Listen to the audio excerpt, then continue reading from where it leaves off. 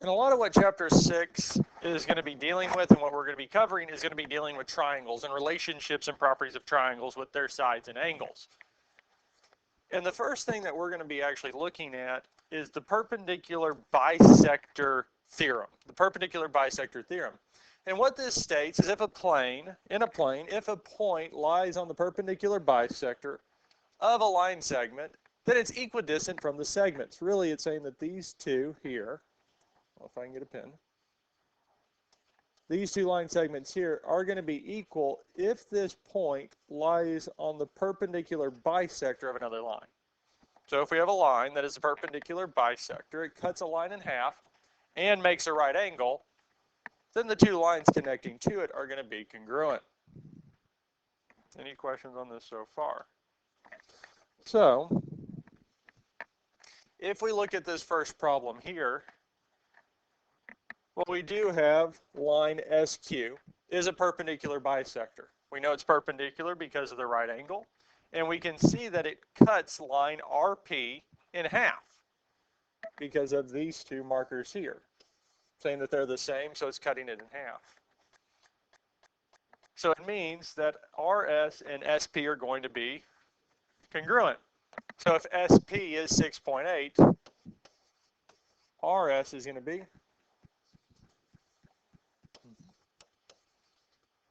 yep.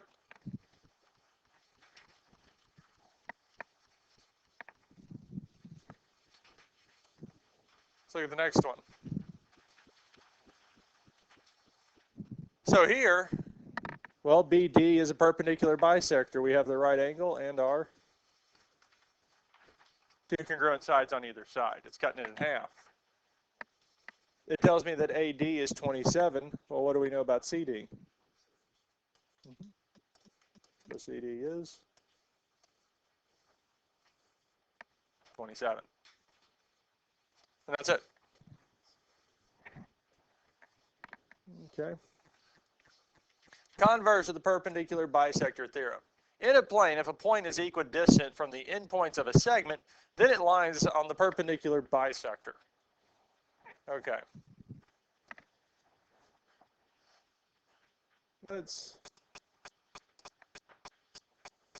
So really what it's saying, we have a line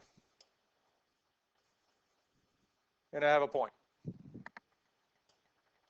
As if a point is equidistant from the endpoints of a segment. Okay. Let's change the color of the line. Say red. Apparently won't give it to me. But what it's saying is that if a point out here, draw it again, if this point is equidistant from the two endpoints of a line, then what? Then it lies on the bisector of the segment. So what that's telling us is that the line here, let's just go on and use all the colors, that this line going straight up here would be the perpendicular bisector, that it's going to cut this side in half and going to make a right angle if it is set up this way here. And really that's all that's saying.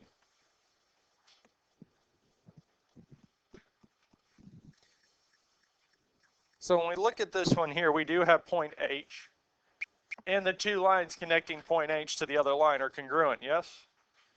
So it means that this line is the perpendicular bisector, which means that EF is going to be what? Congruent to FG, so it would be a length of. So the correct answer for this is 9.5, yes? Right, it wants EG, which would be 9.5 plus 9.5, which is 19.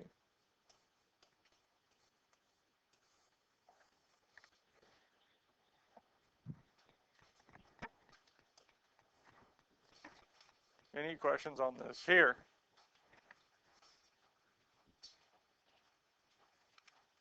Let's look at this one here.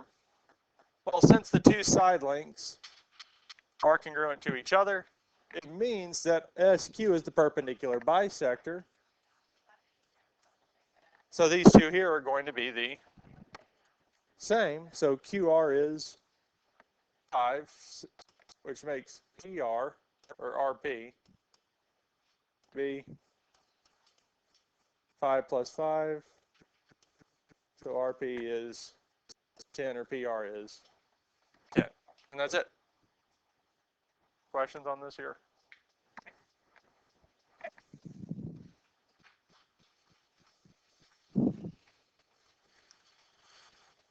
So looking at this here, this one here isn't any different. We just have variables. But what can we say? Yes.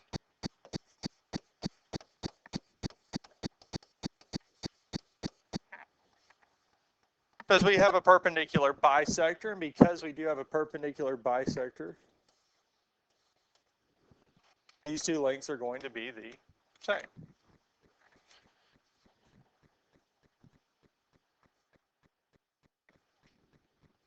So we can set them equal to each other, because if we can find the value of x by setting them equal to each other, we can find the length of AD. What can we do first to find the value of x? We can subtract 3x from both sides.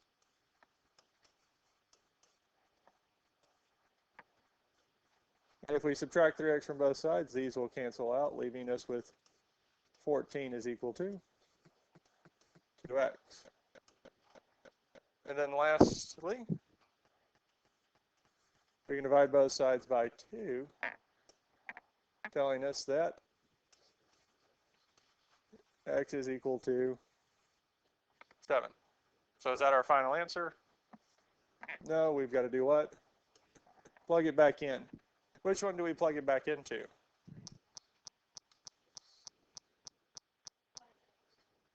Does it matter? Because if we do 5x, would be 5 times 7, which is, so the length of AD is 35. Let's say we did it in the other one. We did 3 times 7 plus 14. Well, 3 times 7 is, plus 14 is,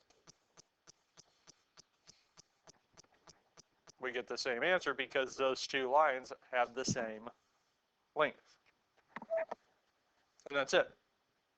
Questions on this here?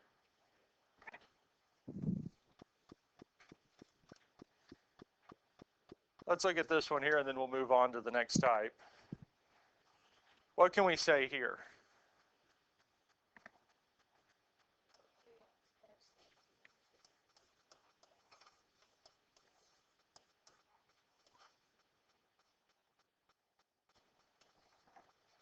So we need to find the value of x, plug it back in, and then we can find our length.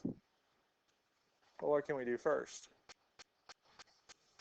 Yeah, minus 3x. I don't like having to have x be negative, but this is the easier way to get to the value of x. Because 3x minus 3x would be 0, leaving us with negative 8 is equal to 2x minus 3x is negative 1x, or negative x, yes. And then we can we can divide both sides by negative 1. We could have also multiplied both sides by negative 1. It really wouldn't matter. And we would get x is equal to 8.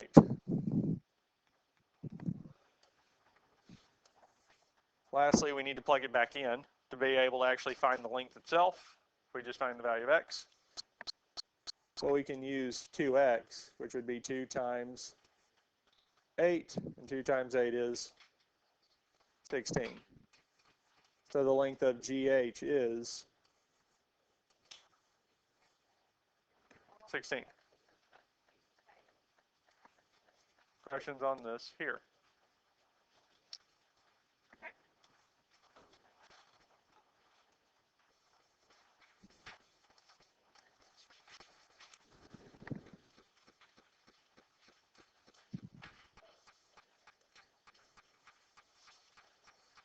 So let's look at this one here dealing with perpendicular bisector. It's xz, or zx is the perpendicular bisector of wy, and yz is 13.75.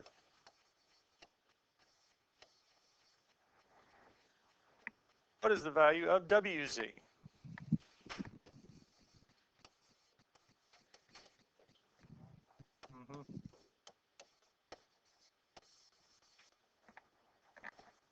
That'd be it.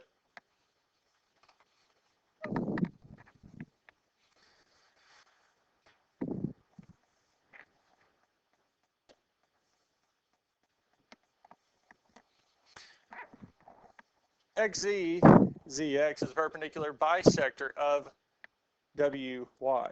So we do know that these are going to be congruent. wz is 4n minus 13. yz is n plus 17. Find yz. So we want to find this length. Well, what do we know about these two lengths? They're going to be congruent. They're going to be the same. So we can set them equal to each other. We can say that 4n minus 13 is equal to n plus 17.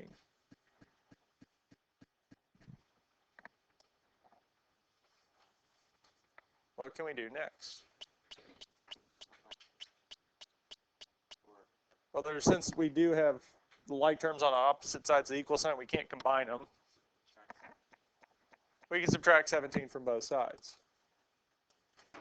Because whenever we have to move things from one side of the equal sign to the other, we have to do our opposite operations. So over here we would have 4n minus 30 is equal to n, because our 17 minus 17 is 0. What can we do next?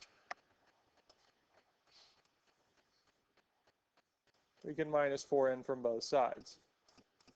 And if we subtract 4n from both sides, well, 4n minus 4n is 0, leaving us with negative 30 is equal to negative 3n, because 1n minus 4n is negative 3n. And last but not least, we would divide both sides by what? Almost negative 3. Because we want to know the value of positive n instead of negative n. Since it's negative, we would divide, and we would get n is equal to 10. We get the same answer? Yeah, most likely if instead of subtracting 17 first, if you would have subtracted n, because I have a feeling at this part here, I think you had 3n equals 30. Yeah, then we would just divide by 3.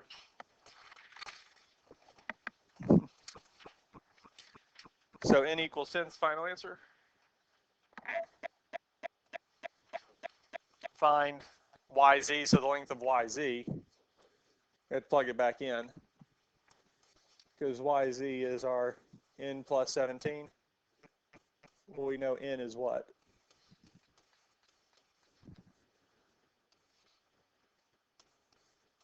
So yz is, and that's it. Questions on this here? I think we're good with that there.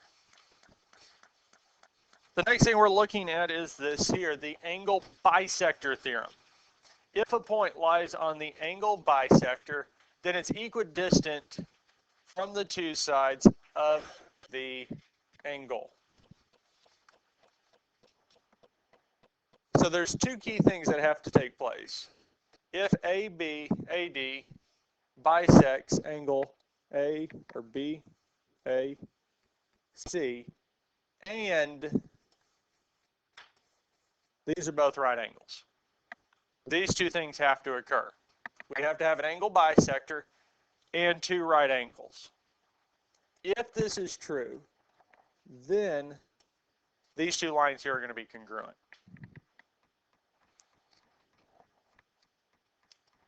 Otherwise, this doesn't work. Because if it is an angle bisector and these two angles are not perpendicular, they're not right angles, then we can't necessarily say that those two line segments are going to be congruent. But if these two angles are right angles, then we can say that these two segments are congruent.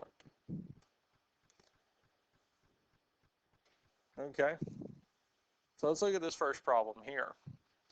BD bisects ABC. So angle ABC is bisected, so that means these two angles are congruent. Do we have the two right angles? So what can we say about AD and DC? They're congruent. It tells me DC is 6.9. So what's AD going to be? Or really we can say DA is 6.9. That's it. All right. Any questions on this here before we look at the next one?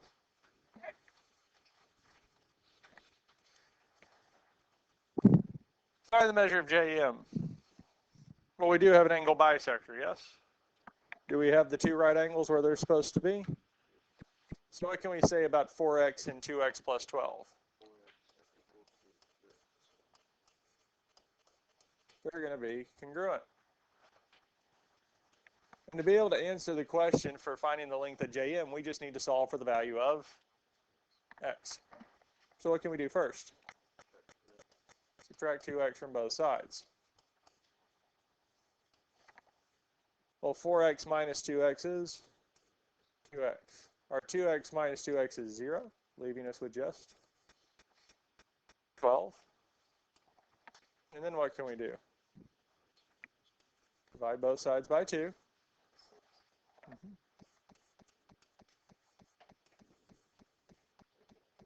We have to plug it back in. Which one do we need to plug it back in for?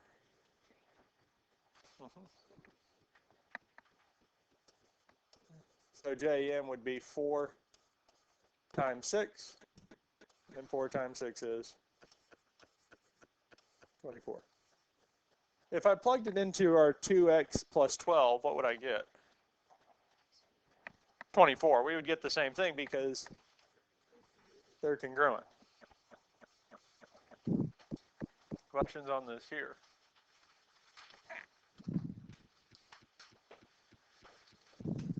We need to see another example of one of these. That's the exact same thing. Okay, the converse of the angle bisector theorem. It's really just saying the exact opposite. If a point is in the interior of an angle and is equal distance from the two sides of the angle, then it lies on the angle bisector. Then this here would be a bisected angle. But again, we need two things. Because we need that these two, that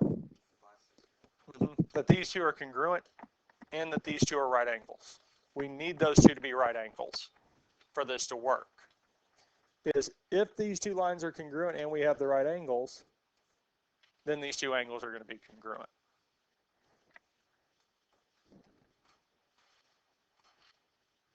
So let's look at this here. Well, those two would be congruent, yes? We do have the two right angles, yes?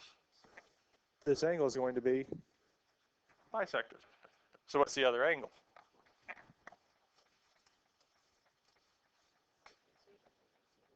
Yeah, so GFJ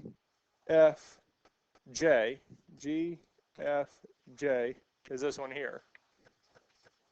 So the measure of angle GFJ is 42 degrees. Now, it didn't ask for it, but what's the measure of GFH?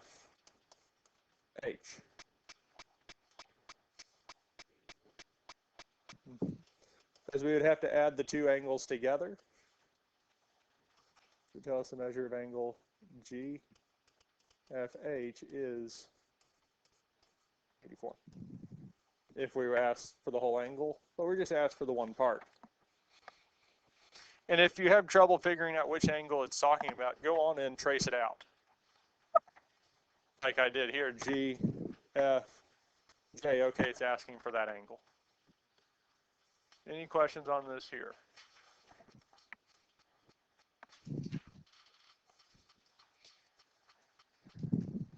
So do we have the right angles? Do we have the sides that are congruent? So what does it mean about these two angles here?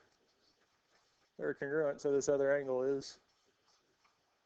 Now this time it asks for the measure of angle ABC. ABC. So this time it wants the whole angle, which would be 56 plus 56, exactly. The measure of angle ABC is 112 degrees. Questions on this here? Any questions on any of this here? Could we really done the angle one with variables as well? Yeah, but just setting them equal to each other and solving, like we just did. But that's it. Your homework is on page 276, problems 3 through 18 and 24. Let me make sure, because I have a feeling I might have changed this.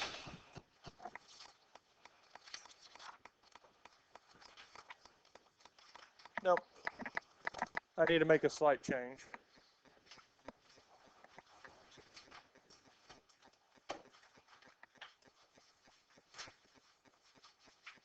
Just 3 through 18.